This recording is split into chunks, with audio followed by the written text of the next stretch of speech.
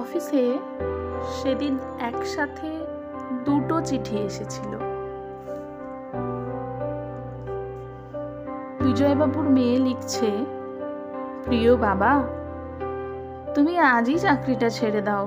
আমি একটা ভালো চাকরি পেয়েছি। তোমার, মায়ের আর ভাইয়ের দায়িত্ব এখন আমার।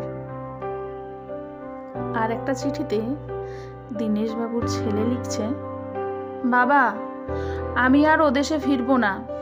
এখানে চাকরিটা পাকা হয়ে গেছে, তবে খরচও খুব বেশি, তাই ওদিকটা তুমি একটু ম্যানেজ করে নিও প্লিজ। অথচ একদিন ওই দীনেশবাবুই বলেছিলেন, আমার ছেলে যা ব্রিলিয়ান্ট আমি তো দেখতে পাচ্ছি।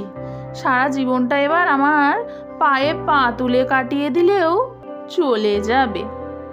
যারা আবার সব মেয়ের বাবা হয়েছে তাদের মতো কন্যাদায়ের চিন্তায় আমার প্রেশার বাড়াতে হবে না। আসলেই জীবনের সুতোটা কন্ট্রোল করার ক্ষমতা আমাদের কারোর নেই।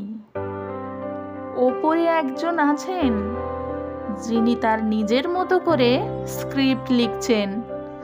তুমি যতই নাচো, ডাইরেক্টর কিন্তু স্বয়ং তিনি নিজেই।